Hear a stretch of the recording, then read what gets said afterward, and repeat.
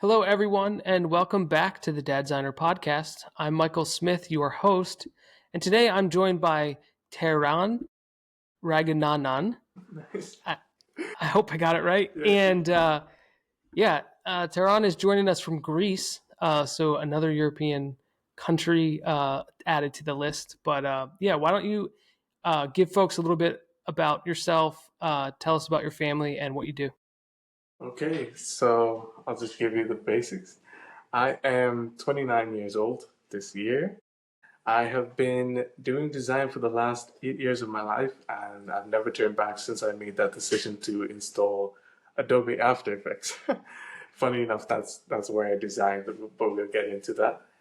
Um, right now, I have a 4-month-old son.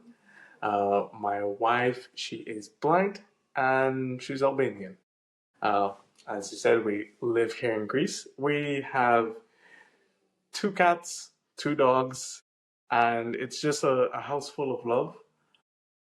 We're very human-like people, very down to earth, and I'm sure you'll see that in the podcast itself. So pretty simple. Nice. And you came to Greece by way of Trinidad and Tobago. Yes, I did, as they say, an immigrant of love or something like that. Yeah, I met my wife in a Facebook group. I don't know if you ever heard about Yes Theory. It's like a big YouTube channel. But it was during COVID time, and everyone was home. So people were online. They were like, "Does anyone want to meet new people online?" That kind of stuff. So we started chatting, and then we realized we had a liking for each other. We did long distance for like 1 year, and then COVID lifted up, so I was able to travel. And to be honest, the second I came and I saw her, I was like, yeah, this is it. I'm pretty sure this is it. You know. So yeah, that's how I got here. Cool. Very cool. And your son, you guys are deep in the weeds of infanthood. How has that been? Oh, it has been, well. To be honest, man, he makes it easy on us. He's a very cool and chill baby. Like most of the time, he's quiet and just sort of just very curious. Um, I think the best part about it is it's just seeing the new things pop up. You just never know when it's going to happen, and you never know what it's going to be. It just comes out of nowhere. But it's been enjoyable, but in ways that I never thought that things can be enjoyable because it's intense. You're sleep deprived. It's always running craziness. You can't like schedule anything. You just try your best to keep your head above water, but you're enjoying every second of it, which is unlike any other struggles and difficulties that you experience. So it's enjoyable. Yeah. Yeah, that's awesome. And you've been out kind of designing independently for most of your career. How has adding an infant into the mix um, impacted your day to day? Have you found a new routine? Is there anything such as a routine for you now? Yeah, no, I have not really found a new routine because he's changing so rapidly. So like maybe over the last like 2 3 weeks, we've now gotten like a day schedule. But before that, I'm really just trying to catch the time whenever I can, really, to get some design work in. I think what it has changed is that I now have to make the time at my desk count. I can't come here and still try to envision things and pull inspiration and pull material. Like I have to do that stuff, while I'm holding him, you know, while I'm warming up a bottle, while I'm doing dishes. I have to keep pulling outside of the desk time, which is not something that I'm totally against, because I like to have time to just ponder, to observe new things and, really think about concepts. But at the same time, sometimes when you have like a really good idea or you have something you really want to try and you're like, oh man, I just want to jump on my desk and really see if this is actually going to turn out the way that I imagined. But then I can't because I'm probably, doing like some baby related or house related things. So that's a little bittersweet, because I do get the time to conceptualize, but I don't always get the time to execute. So it's a bittersweet experience, and no schedule just yet. I'm just really rolling with the punches, and I'm really taking it as I go. Hmm. But one thing I would say is that I'm looking at it as a growth experience. It's an opportunity to sharpen my skills, to make better decisions while I'm at my desk, make better decisions while I'm conceptualizing. So even when I'm thinking about something I want to try, I try to think through the workflow also. So I already prep the way I'm going to go around the design. So that has been working out. I found that my design time has drastically increased, which I didn't think was possible because I was already working pretty fast before that. So Hmm. so yeah, like I'm only doing like 2-3 hours per day max sometimes, but I'm still able to keep things afloat. Yeah, it's interesting. I was stumbled across a LinkedIn post that was kind of talking about parents. It was a clickbait article, but it basically said there's no secret that parents of kids that are like knowledge workers or like desk workers clock out at 3 o'clock. They stop working at 3 o'clock because like school's over and like they stop working. And a friend of mine was saying, yeah, but this article also doesn't cover how those same people are thinking about what they're going to do while they're making coffee in the morning and right before they go to bed, and how there's no exact formula for when the breakthrough is going to come. And so it's interesting that you're saying, you put in 2 to 3 hours of work, but in reality, like your Yeah, mind it's is way working more. in the background. Yeah, Yeah. if I were Yeah. to actually count it, it's probably like 12 hours, 14 hours, that kind of thing. It's just more of the time is spent just thinking about it all, strategizing, and building the concepts. Yeah. Yeah. Yeah. So professionally, you do design work, graphic design work, but you've also mentioned to me before we hit record, you do some post production. After Effects was your first foray into design. Yeah. Yeah. What makes up the balance of the work that you do? So I'll just jump on that point because it's pretty special that I do all my design work in After Effects. Wow. I am talking from posters to visual identities like logos, every single thing. And I have never met someone that has done this. This is I, cool. I knew this would come up.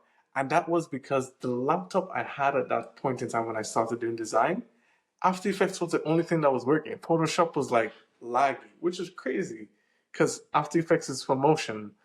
So you would think that it would not handle, oh, the laptop would not be able to handle it. But when you're doing just like something on one frame, because that's how I would set it up, I'm working in one frame. It handles pretty well, and I did tutorials, and that's kind of how I learned like a little bit of motion graphics and that sort of stuff. So yeah, I do all my design in After Effects, which is crazy because when I really entered into the space and people were like, "Well, send me the PS file, send me the AI file," and I'm just like, I can't because it doesn't actually exist. And I had to still learn how to do, some Photoshop and Illustrator work. But still, I'm still doing 100% of my designs in After Effects. I just know like if I need to deliver something as a PSD file or an AI file, I will try to design in a way that makes it easier. But I'm definitely not doing like 0 to 100 of the design in Photoshop or Illustrator. No way, I'm not your guy. So Wow. that's crazy. Yeah. Um, And so the mhm. one of the projects that you had mentioned um, was DLDS. So that logo, that identity, all of that Yeah, After Effects. After Effects. I designed in After Effects. So DLTS, it is basically a year-long campaign for a leadership event that is happening back in my country, Trinidad, and I'm doing it pro bono actually because I try to take on projects that are different in my portfolio. So okay, yes, it is a visual identity project that is started as, but it's also like social media content. It's also sponsorship decks. It is also merch. So it's essentially like an entire brand project over the course of a year that I am doing it all on my own. And I thought that to be interesting because it's like complete heavy lifting. It's complete marathon work because I didn't like when I got approached for the project, it wasn't like okay, well let's do brand guidelines and let's do the brand photography and figure out what it's gonna look like. We're all doing it real time, trying to figure it out as we go, and I'm trying to manage all the pieces while getting the work out. And I just thought it to be an interesting I guess, addition to my portfolio to say that I have the capability to do an entire brand execution from base concept all the way to complete, event, real life event, real people, real merch, real sponsorship, real sales. Everything is on the table. So I thought that to be like a super strong project. And yeah, if I should have shared their Instagram, with stuff now coming out, but like everything that you would see there is, as I said, all in After Effects. Yeah. Wow. So yeah. And the brand mark, the logo mark is made up of three primary elements. There's a bird, there's a drum, and I believe drumsticks. Are those what are those symbolic of? So the event is happening, as I said, in my country, Trinidad and Tobago, and they've had this event in other Caribbean islands before, and it's customary that the brand identity sort of represents and mimics things from that country itself. So it is normal for I, different elements from the country's expression to make its way into the brand identity mark. But previously, they've always done it in a very, I guess, illustrative way. So you find it more hand drawn, a little more cartoonistic, and I wanted to take a different approach because one, it's not my style. If you ask me to draw, I can't draw. I can't do any of that stuff. I always tell people I just know what looks good, and I try my best to make what looks good and what works 100%. I always focus on functionality. So the bird in the middle is a scarlet ibis, which is our one of our national birds in my country. So I placed that in the center because that was one of their requests to have that in there. And then the ring around it is the outer notes of a steel pan drum, which is our national instrument and one of the only instruments to come out. I think it's in the 21st century. And it is symbolic, like from our history. It has a lot to do with like slavery in my country and that stuff. And then the sticks is from so the steel drum came more from the African culture within my country, and then the sticks are from the Indian part of my country. And I found it important to represent both. Sorry I couldn't have them visually balanced, but I tried my best to have the influences in there. So I just found my way to create it, and then I use the sticks as an X to sort of balance the DLDS at the base of the identity. So those are the three marks. Yeah, that's cool. Um, and now, if you said that you're doing this pro bono to kind of continue to build out the breadth of your portfolio. If you could do any project, like dream project, what would be the next like big thing someone hired you to do?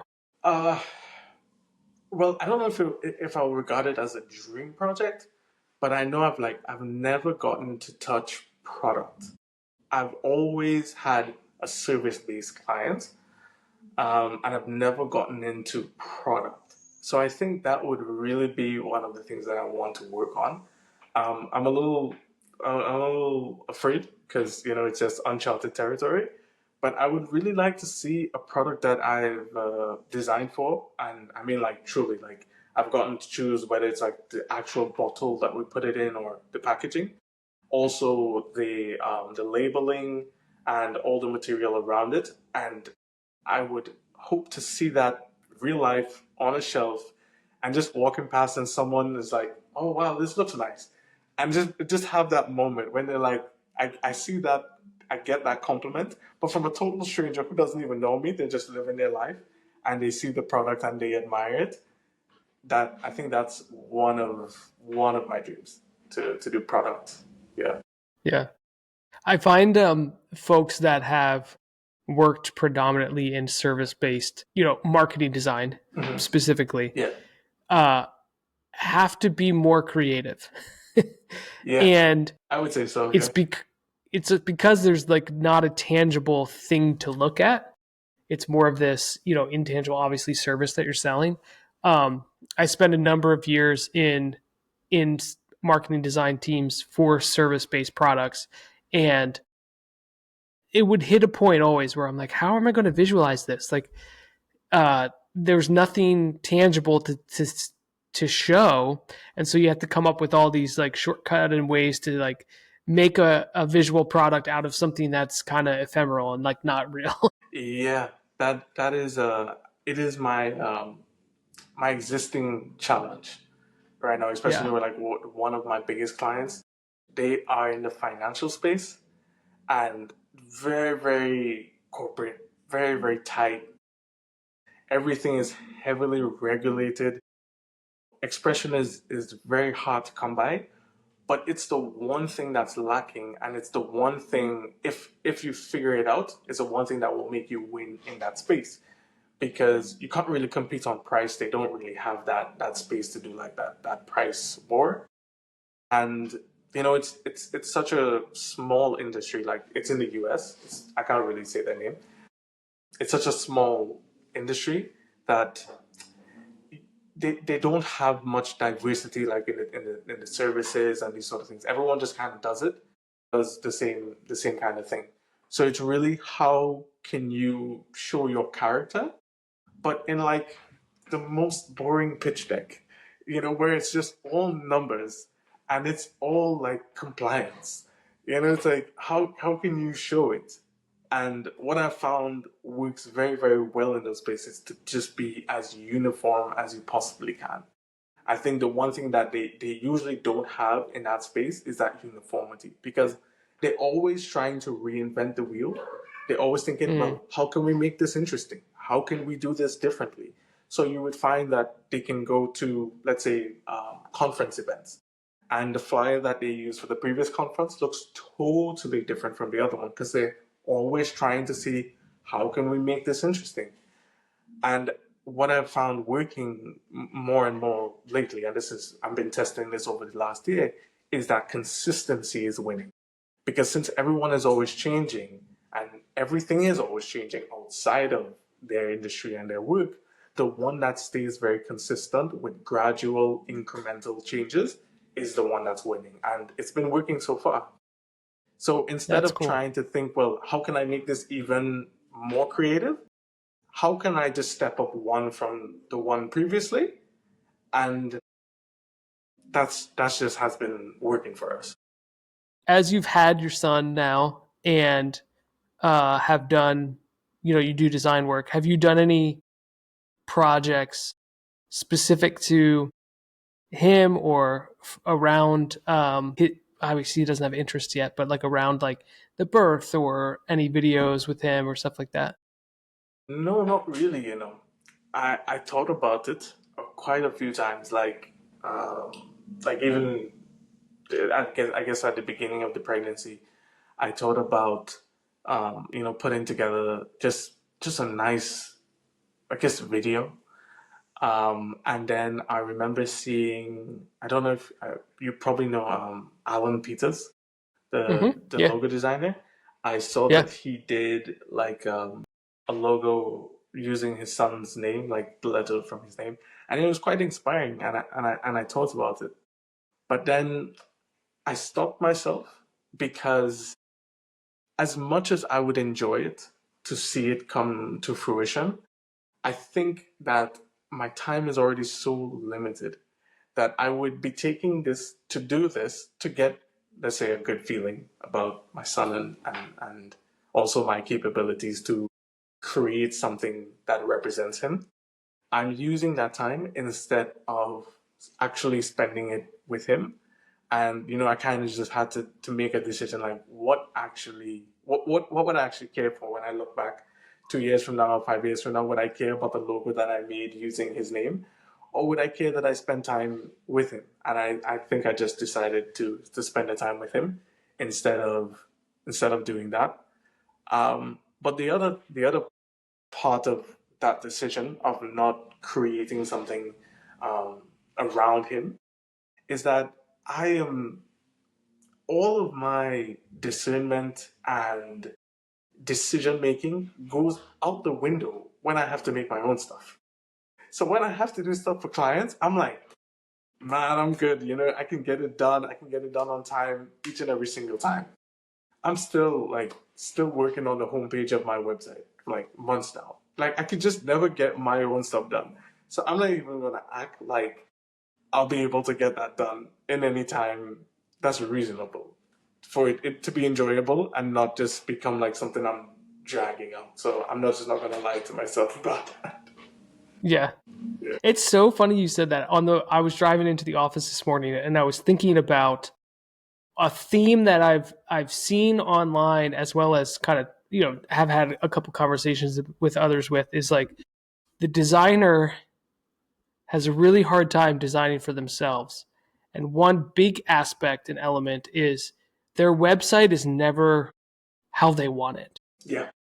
And so the number of people I talk to that I'm like, yeah, I'm still like, don't judge my website too hard. I'm still in the process of updating it. And I'm like, you've been in the process of updating it for like 3 years. So Yeah. just call it done. And then, but I feel like there's some sort of support group that needs to come together to hold each other accountable for pushing these things out. Honestly, like I guess because like when you're working on your own, you have to wear all the hats. I have to be the accountant. I'm the HR manager. I'm the project manager. I'm sales. I'm doing all of it. But underlying, I'm still a designer at heart. I can't turn that off. So even when, let's say, I do some of the design work, like I created a mock-up for my website and I really like the way that I'm going with it, and then I have to turn on the project manager hat. I can't turn off the fact that the designer still has ideas. Designer still has tweaks. But normally, like in a normal case, the project manager will just send it out. He's not going to wait to ask the designer if he has more thoughts. The designer doesn't get to take it all the way. And I think that's, at least for me, that's the problem, that I wear all the hats as the business owner. And I know that deep down, I still have more to do because very rarely do I feel like a design is complete. I know that there's so many things I can try, but when it's the client, I prioritize their success. And I know that me pondering hurts their success to a point. Like when the due date has arrived, like I can't continue pondering because then if they miss their due date, there's gonna be problems. So I don't have to do that for myself because to me the due date, I decide the due date. So it just always gets pushed back, pushed back, pushed back, and I'm learning to accept it. That's what I say. I'm learning to accept that I'll probably never do it. And I'll probably have to hire someone and I'm not gonna be happy about it, but it'll get done. That's the thing. So yeah. I was talking to a recent guest and he shared, I was trying to get my website updated before we recorded. And I said, well, you got about a month before your episode launches. So if you needed a hard deadline, the episode will launch in a month and that can be your deadline. And he's like, this is great. We're doing it. Man, I would probably still miss the deadline. I'm, probably, I'm never gonna I'm never gonna act like it. I'm probably gonna Yeah. miss the deadline. So yeah. Yeah. One of the things too is sometimes it's helpful to bring that other voice in. You're so close to who you are and your design sensibilities that someone else might recognize an aspect of what you're good at that like but like doesn't come to the forefront. So sometimes it is actually helpful to be like, yeah, I'm a designer. I could do this for myself, but it's helpful to have this outside perspective to kind of put my Yeah. persona up on the online. Honestly, like that is actually the stage I'm at with the business now because I've also realized, even though I have like a huge love for design, I've realized that design sometimes has there's an endpoint where we don't get a say past a certain point. Sometimes all you get is the brief. You don't get a chance to help in the decision making of the brief, and that's what got me into direction, creative direction, because I realized sometimes the decisions they take before and after the design phase hurts that design. Sometimes we can make something things that are better, and like without knowing what happens before and after, you don't really get the most out of a designer. So I've reached a point now where I'm actually training someone like in the direction side of things. And I hope to train someone on the design side of things and take a step back and try to play that role for some time. And I think like once I come up on like probably 10 years full in design, I can say, all right, I'm happy with my career. I'm happy with the work that I've done. I've done enough that if I step away from it for some time, I don't lose like that capability because I don't ever want to lose it while I'm trying something new. So I really hope like maybe like in the next 2 years I can mold someone to work like me, but still have their own voice and opinions and Mm-hmm. bring a lot of the projects that I hold dear to my heart to light. Do you think having your son has impacted that uh, new desire, or was that there kind of beforehand, always kind of in the back of your head? It definitely sped it up. Mm. Definitely sped it up. Um, because it's just I'm growing to love being his dad so much, and I still want to do the work that I do, but I'm just honest enough to know that I can't do it in the way that I've always done it, and something has to change. Mm-hmm. So it definitely sped it up. I think like if it wasn't for him, I would definitely try to push for like that project, that product dream that I told you about. I would really try to seek out a client and try to really spend some time on it, a year, 2 years, because I have to figure out what the product world is like, right? It's totally different from service. But now because of him, I just have to be honest and say, well, you know what, I'm probably just gonna let that one go and I'm going to transition to this other desire and this other dream of directing it. And, being okay with the fact that I'm not the one doing the design, but I'm still part of, creating impact. I'm still part of driving success. I'm still part of helping people get something, from something. So it definitely had an impact on the change. So yeah. Yeah, yeah, that's good. Well, that's a nice segue into the last two questions I have for you, and those are: what has been your greatest parenting joy, hmm and what has been your biggest learning as a parent? Uh, so my greatest parenting joy, honestly, it's this thing that when I walk in the room, he looks at me, smiles, and kind of like buries his head in like his mother's shoulder or something, and it's just it's so pure, it's so just real in a way that I've never actually experienced because he's brand new, he barely knows me. We barely had enough time to create a bond and do all these things. And then my life is so big and his life is so simple. And just he just wakes up, eats, sleep, this kind of thing. And we have this little moment where it's just like when we lock eyes, it's just him and I in that little moment. And it's just the sweetest thing on it. It's like it warms my heart so much to see him just smile back at me, and that is just something that I cherish more than anything else. And my biggest learning experience, I think it is becoming more aware of myself and my behaviors and my thinking separate from what I want to pass on to him.